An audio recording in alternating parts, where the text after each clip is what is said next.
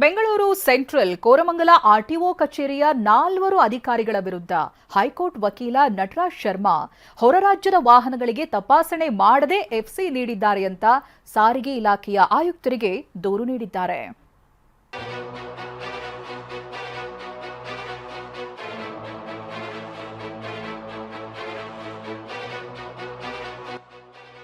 RTO ಅಧಿಕಾರಿಗಳ ಬ್ರಹ್ಮಾಂಡ ಭ್ರಷ್ಟಾಚಾರ ಬಯಲು. 10,000ಕ್ಕೂ ಅಧಿಕ ವೆಹಿಕಲ್ಗಳಿಗೆ ಅಕ್ರಮ ಎಫ್ಸಿ. ಕೋರಮಂಗಲ ಆರ್ಟಿಒ ಅಧಿಕಾರಿಗಳ ಬ್ರಹ್ಮಾಂಡ ಭ್ರಷ್ಟಾಚಾರ ಬಗೆದಷ್ಟು ಬಯಲಾಗ್ತಾ ಇದೆ. ಈ ಹಿಂದೆ ಗುಜರಾತ್ನ 41 ಸ್ಕೂಲ್ ವಾಹನಗಳಿಗೆ ಫಿಸಿಕಲಿ ಚೆಕಿಂಗ್ ಮಾಡದೆ ಎಫ್ಸಿ ನೀಡಲಾಗಿತ್ತು. ಆರ್ಟಿಒ ಹಿರಿಯ ಮೋಟಾರು ನಿರೀಕ್ಷಕರ ಕಳ್ಳಾಟದ ಬಗ್ಗೆ ಟಿವಿ9 ಸುದ್ದಿ ಪ್ರಸಾರ ಮಾಡಿತ್ತು. ಆದ್ರೀಗ 4 ಅಧಿಕಾರಿಗಳು 6 ತಿಂಗಳಲ್ಲಿ 10,000ಕ್ಕೂ ಹೆಚ್ಚು ಹೊರ ರಾಜ್ಯದ ವಾಹನಗಳಿಗೆ ಎಫ್ಸಿ ನೀಡಿದ್ದಾರೆ. ಹಿರಿಯ ಮೋಟಾರು ವಾಹನ ನಿರೀಕ್ಷಕರಾದ ನಿಸಾರ್ ಅಹಮದ್, ಎಎ ಖಾನ್, ನರಸಿಂಹಾರೆಡ್ಡಿ ಹಾಗೂ ಎಚ್ಎಂ ಮಂಜುನಾಥ್ ವಿರುದ್ಧ ಈ ರೀತಿ ಆರೋಪ ಕೇಳಿಬಂದಿದೆ. ಬೆಂಗಳೂರು ನಗರದಲ್ಲೂ ಎಸ್ಪೆಷಲಿ ಬ್ಯಾಂಗ್ಳೂರು ಸೆಂಟ್ರಲ್ ಆರ್ಟಿಒ ಒಂದು ಭ್ರಷ್ಟಾಚಾರದ ಸಾಗರ ಅಂತಲೇ ಹೇಳ್ಬೋದು.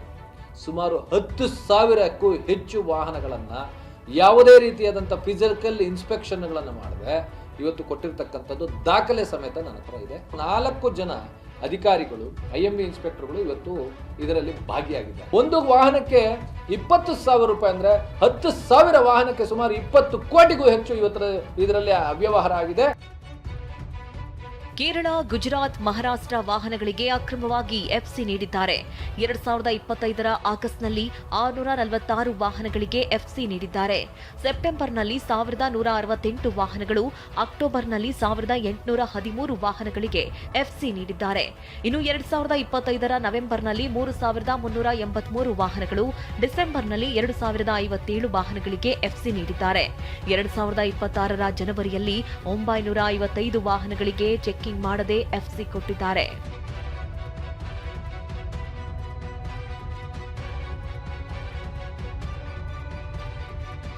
ಯಾವ ರಾಜ್ಯದಲ್ಲಿ ಬೇಕಾದರೂ ಎಫ್ಸಿ ಸಿಗುತ್ತೆ, ಆದರೆ ಖುದ್ದಾಗಿ ವಾಹನಗಳನ್ನ ತಪಾಸಣೆ ಮಾಡಬೇಕು. ಆದ್ರೆ ಇಲ್ಲಿ ಪರಿಶೀಲನೆ ಮಾಡದೆಯೇ ಎಫ್ಸಿ ನೀಡಿದ್ದಾರೆ.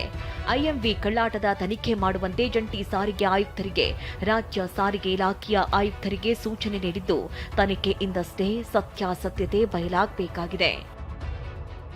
ಕಿರಣ್ ಸೂರ್ಯ, ಟಿವಿ9 ಬೆಂಗಳೂರು. ಉಪಲೋಕಾಯುಕ್ತ ನಿವೃತ್ತ ನ್ಯಾಯಮೂರ್ತಿ KN ಫಣೀಂದ್ರ ಅವರಿಗೆ ಆನ್ಲೈನ್ ಪಾರ್ಸಲ್ನಲ್ಲಿ ದೋಖ ಆಗಿದೆ. ಆನ್ಲೈನ್ನಲ್ಲಿ ಶಾಡೋಫ್ಲೆಕ್ಸ್ ಮೂಲಕವಾಗಿ ರೇಸರ್ ಬ್ಲೇಡ್ ಅನ್ನ ಆರ್ಡರ್ ಮಾಡಿದ್ದಾರೆ.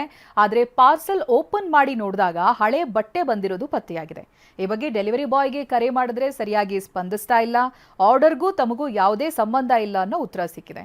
ಘಟನೆಗೆ ಸಂಬಂಧಿಸಿ ಆರ್ಡರ್ ಮಾಡಿದ್ದ ಕಂಪನಿ, ಡೆಲಿವರಿ ಕಂಪನಿ ಹಾಗೆ ಡೆಲಿವರಿ ಬಾಯ್ ವಿಜಯ್ ವಿರುದ್ಧ ಬೆಂಗಳೂರು ಕೇಂದ್ರ ಸೆಂಟ್ರಾಣಿಯಲ್ಲಿ ಪ್ರಕರಣ ದಾಖಲಾಗಿದೆ.